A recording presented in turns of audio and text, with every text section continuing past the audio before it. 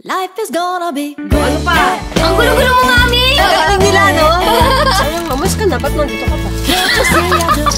Para pwede gamitin yung credit card niya. Tinalo si Mami Junisha. Ang nanay ko din ni guys. Oh, Can't you see I just read? Okay! Life is gonna be Bongga! great.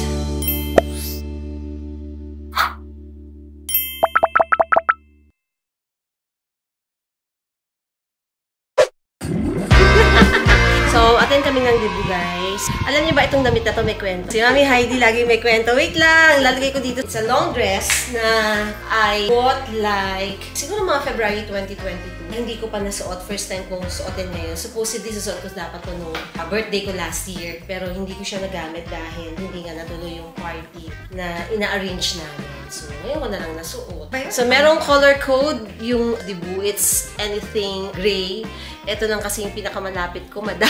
Tapos si Mama, ayan na, may gray si Mama, ha? May gray and medyo may green din. Moist, ayan, ang moist, oh. Dali, ayan, dali. Hindi, dyan dun. Yan. Okay, guys. So, we are now here sa events place.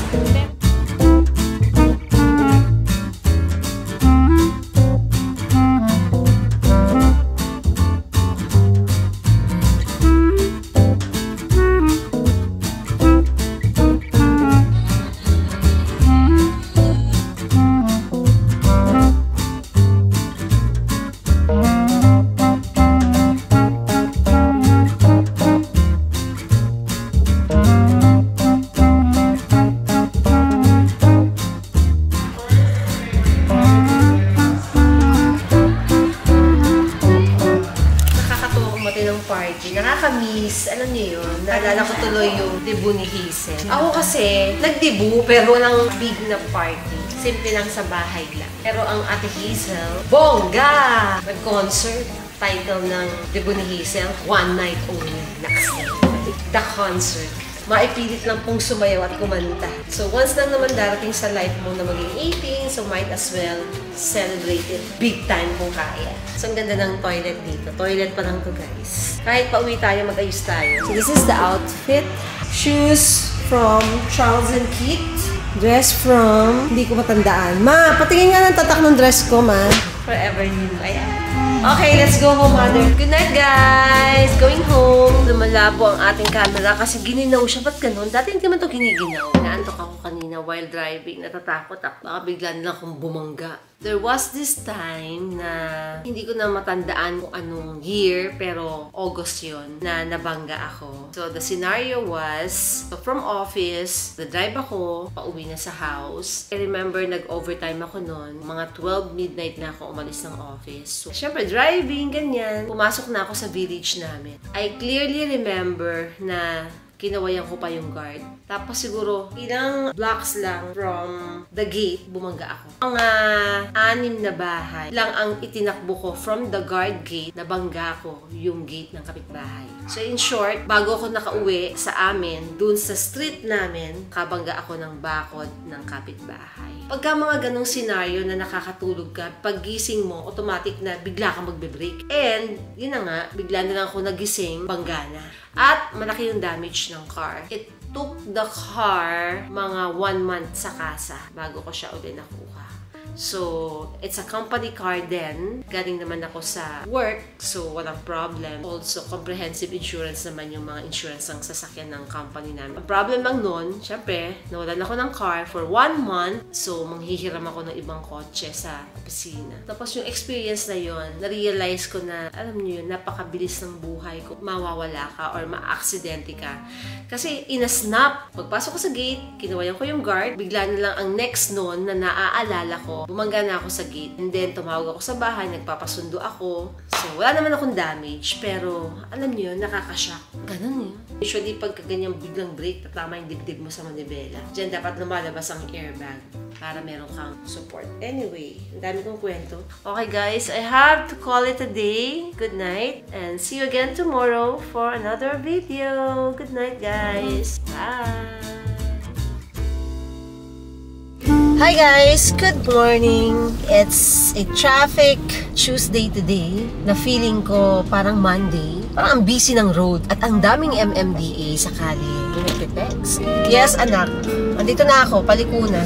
Etong mga aso na to, kung pwede lang ko sila kagatin. Yung isa po ang pupunta sa Korea. Yan ang itsura. Tapos, hindi pa po nakakapag-pack. Agahan mo na ako, delikado ka. I tell you. The maleta of the may-ari. Tanungin nyo anong oras ang flight. Alas 2 ang flight. Di syempre, dapat 11, nasa airport ka na. Alis ka na dito ng 10. O, di itsura niyan. Alas 8 na yan palang bala ka pag nag-iwanan ka. Iwan na lang si Ate Hazel. Ikaw, Chelsea Bololot. Ha? Eto na! Excuse me? 9:40. Ang flight 2:20. Pupunta pa sa Eliups. Wait! Ang laki na ng chance na ikaabot sa flight mo, ha? Aabot ako. O, ano pa? Tripod, pasok na dun sa maleta. Ang gulo-gulo mo, mami! Yung ano, nipple tape, na panty, pajama, pantulog. O, yung jewelry mo, watch mo, asan? Yan po ang scenario. Ayun, yung isa, oh.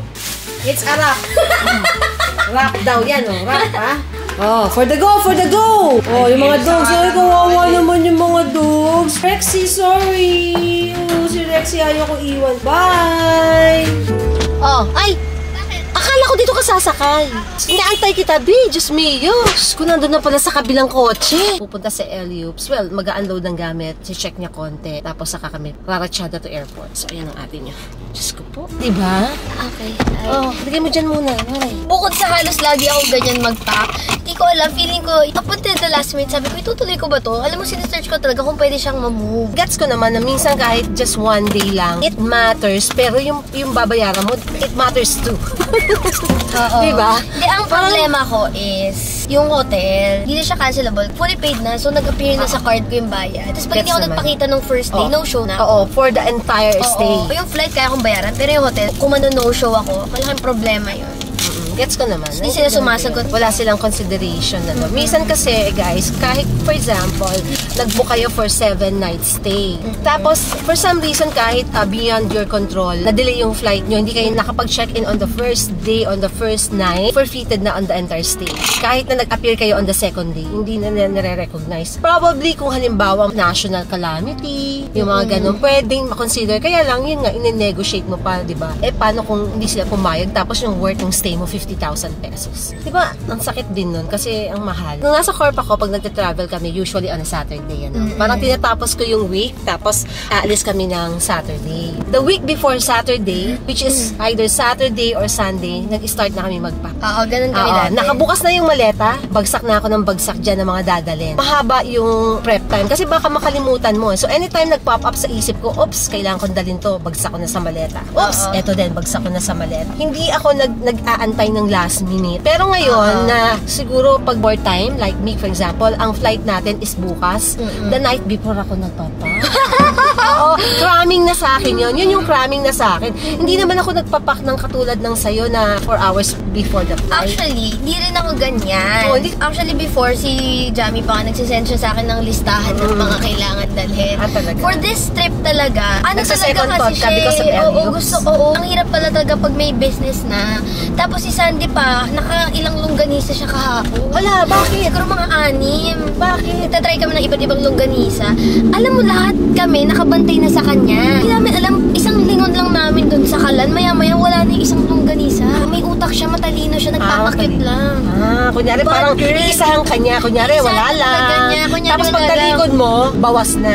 Hinuli nga namin ni June. Kunyari, akit na si June. Pero nagtago lang siya dun sa may wall. Tapos tinitignan niya. Pagtingin niya, tumanon si June. Akala niya paakyat Kita niya, gumunon ng Habol niya. Oo. Nag-aalala din ako kay Sandy. Gusto ko siyang i-monitor. Limang longganisa. So wala pang effect ngayon. Parang mukha normal pa. Oo, wala naman. Pero baka kasi siya Baka biglang magsuka mamaya. Okay guys, so nandoon pa sila sa store na inaayos pa. Ako po ay worried na kasi 11 na. 10:56 mga mare. Alas 2 ang flight. Grabe Ayan na pa. po. Ito na 1K nga binayad ko. Tama, buti nagbabayad. Kaya may ibang utang mo pa, ilagay mo na sa GCash. Hoy!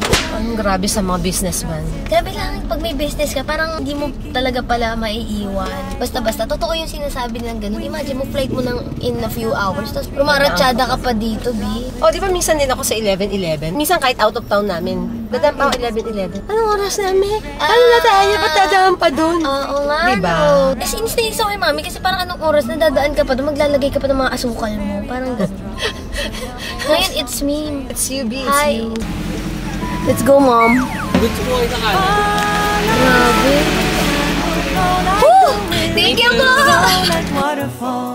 Thank you po, sir. Thank you po. Thank you, Kuya! Salamat po.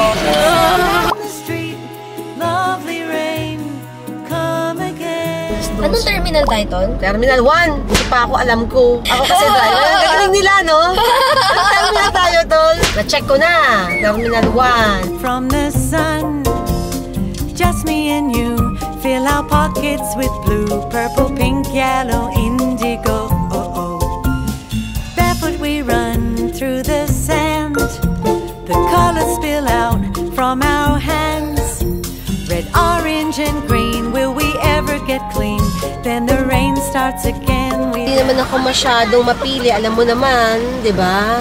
Pasalubong, kahit ano lang, rubber shoes. Tapos yung mga diretsong nabili natin na parang athleisure na Nike. Baka may bagong release. Hindi ko kinakaya. Kasi trip mo. Oo, relax na natin. Si Papi, baka maiwan. Si Jun, di nag-ano, Jun, ano? Sino mo? Picture niyo. Oo. Baka may maiwan, may mawala. Ano yun? Sa akin ba to? What's this? Oo, sa'yo. Sa KJ. Baka maliit na kami. Ayun, mamas ka na. Ba't nandito ka pa? Bye! Ingat. O, Nagkalat pa ako sa kotse mo. Bye, guys! Bye! Bye, Mami! Para pwede gamitin yung credit card niya. Tapos mga WhatsApp to, may 30 minutes pa ako. O, so anong purpose naman pagtawag para sabihin mo sa akin maaga ka pa? Sabi ko, Diba? pwede ba tayo mag-ano pa lang, sabi ko salamat. Hindi, natitense na ako kasi traffic. Hindi nga traffic sa West Hindi ko alam saan banda ka nata-traffic. Doon sa may amin. Okay, bye. Bye, ingat. Ingat kayo, mga gamit mo, ha?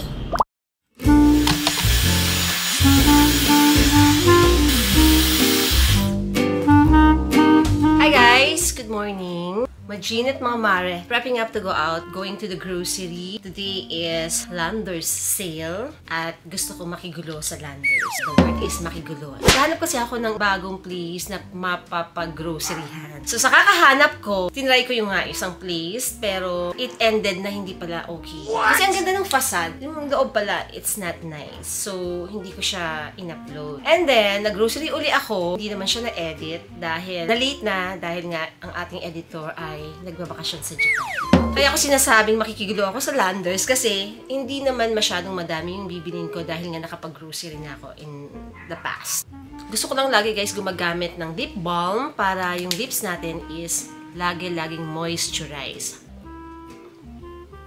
Ganyan lang. Hindi talaga ako magandang magkilay. So, yan na ang aking best din. Guess what? Yung aking pangkilay, hiniram ni Hazel. Nagpunta siya dito, hindi niya nadala yung kanyang pangkilay, tapos hiniram niya. Tapos, hindi niya nabalik. Nadala niya sa kanila. Galing, no? Kasama ko si Mother para naman makapasyal. And, this is it. First, my mother, dear. Aba! Ay! Tinalo si Mami Junisha. Ang nanay ko, tingnan niyo, guys. Oh, diba? Tingnan niyo yung kanyang skirt na merong slit on the side. Ito pa, wait lang, nagmamadali. Oh. Diba? Masyado siyang nabusog, guys. Ayan. But, you know, before we leave, asan yun? So, share ko lang. Meron tayong isang subscriber, actually, customer din siya ng Travel 8 Peaks. Lagi siyang bumibili every time nagta-travel kami. Meron siyang mga orders. And galing sila ng mami niya sa Japan. Pasalubong nila sa akin. I love micellar sheet na pang makeup remover. Or pwede rin naman kahit wala kayong makeup pang punas ng mukha. Meron din naman sa Shopee sa Lazada. Pero syempre, iba yung galing sa Japan. Yung purple, ito yung Enrich. Ito naman yung Bright Up. Ayan. So, sinamahan na rin nila ng KitKat na hindi ko pa natitikman. It's ice cream ang flavor. Sandblock Anessa. One of my favorites na sandblock. Binigyan nila ako ng gummy. So, pineapple gummy. And then, last but not the least, dahil summer sa Japan, usong-uso to guys. Ito yung pag pinapawisan ka na, gusto mo ng pagpunas, parang sort of towel. And, diba, alam nilang favorite ko si Snoopy. So, Bernadette and Mommy, thank you. Sila din po yung madalas magpadala sa akin ng Selecta ice cream. Also, ang ating Maring Lourdes, galing din ng Japan. At may pasalubong din siya sa amin ni Mamang. Pero yung kay Mamang nasa kanya. So, eto. My favorite hand lotion. Maraming variant and this is one of those.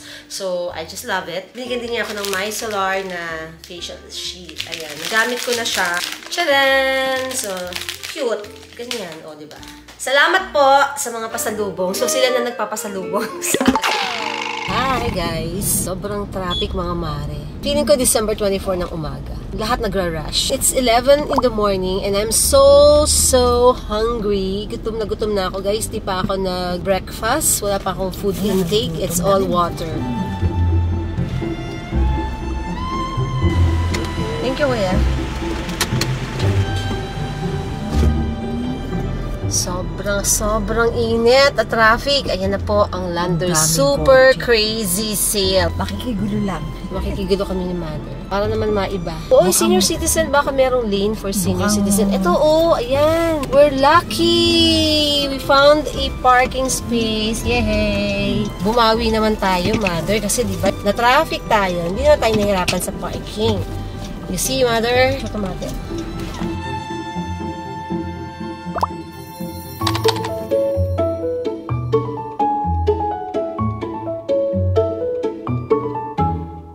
Gathering raindrops is fun, picking them down one by one. Winter is here and our cloud tree appears full of droplets of rain for everyone. My bucket is blue, yours is red. Our ladders reach over our heads. Climb to the top, reach the very last drop. Swing our pails along the trails. We laugh so loud we can't stop. Mocha latte, BTS coffee. Meron pa guys, Americano naman. Another one, vanilla latte. We sail down the street, lovely rain, come again. Coconut cooking oil. Tulog siya. From our hands, red, orange, and green. Will we ever get clean? Then the rain starts again. We dance so wild we can't stop. Follow me and we'll blow like the wind, flow like waterfalls. Together splashing puddles with our feet, we could sail down the street. Lovely rain, come again.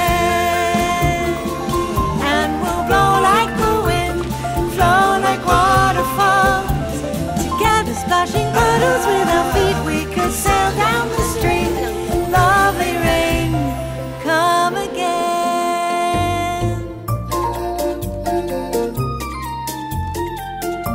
99 pesos lang. Okay. Hi guys, we're back home. As always, grocery haul. Hindi naman masyadong marami yung binili ko. Sabi ko nga sa inyo, nag-grocery na ako ng 2 times. So, ito ay gusto ko lang talagang makigulo sa Landers kung anong meron. Start off with mga meat. Alam ko na sabi ko na mahilig ako sa beef over chicken over pork. I got beef.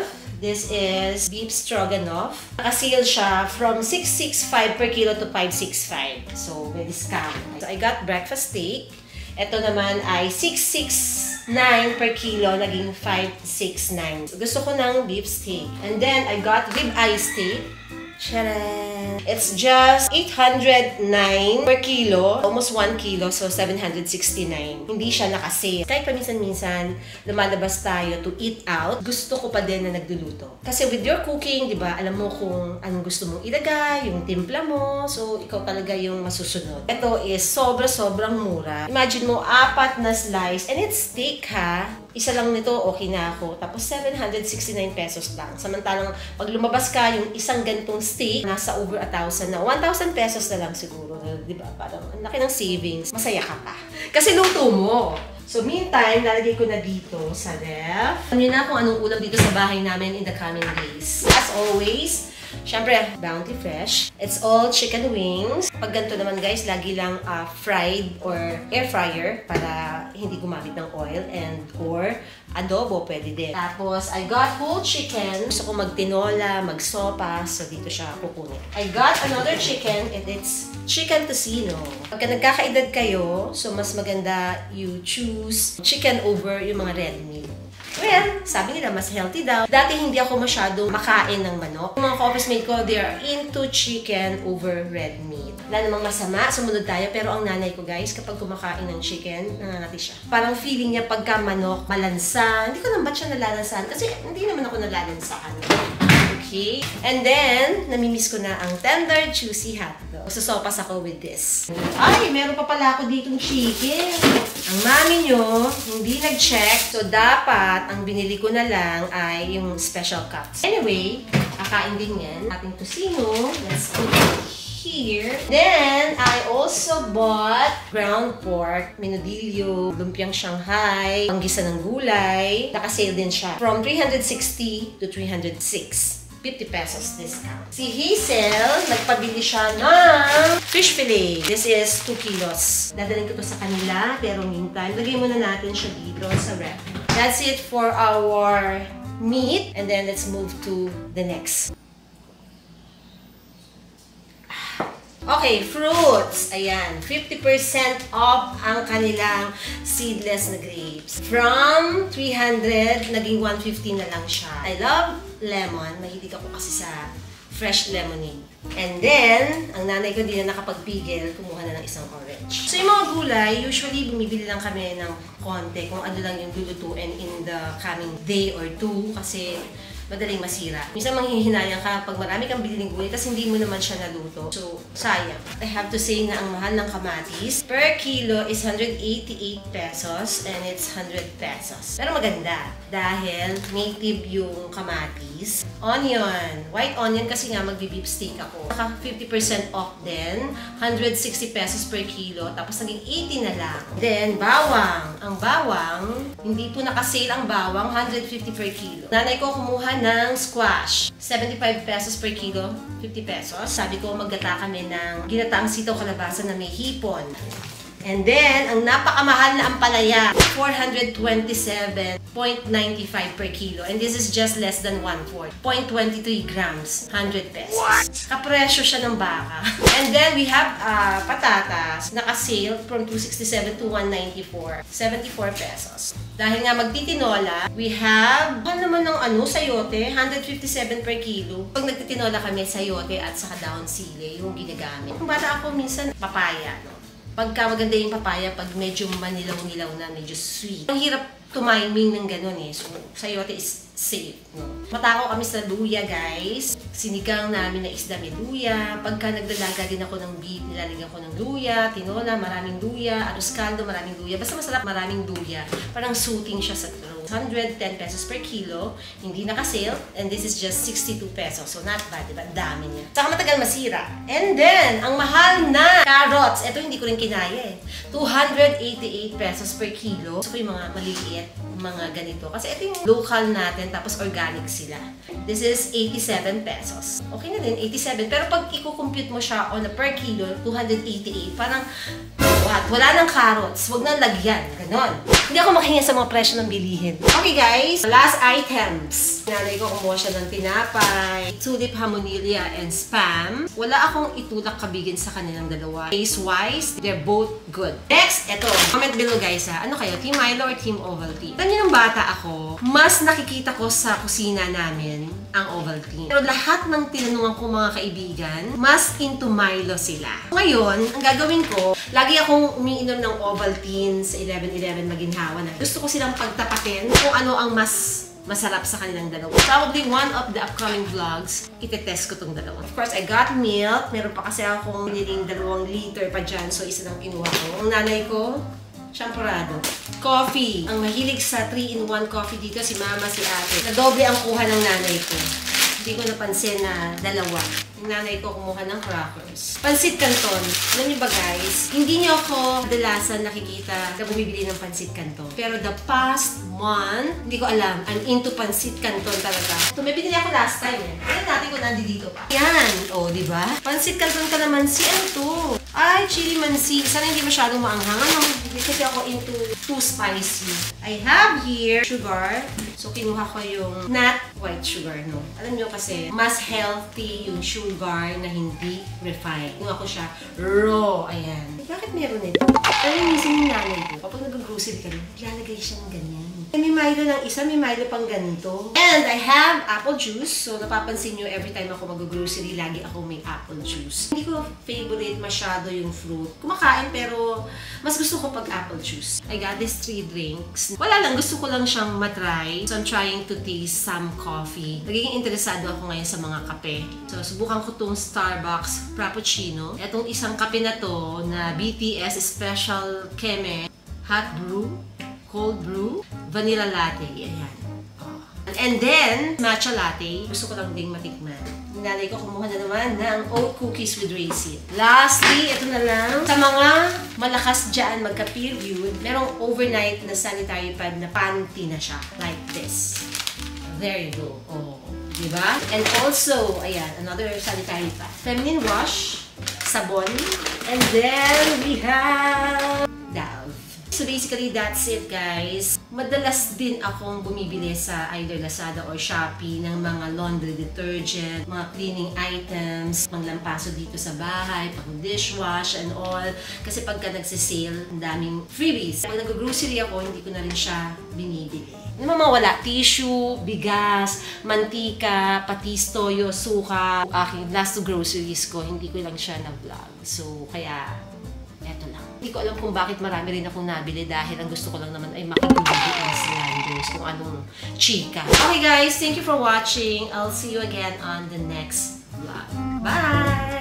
Shh, shh, shh, shh. Baby! Can't you see I just read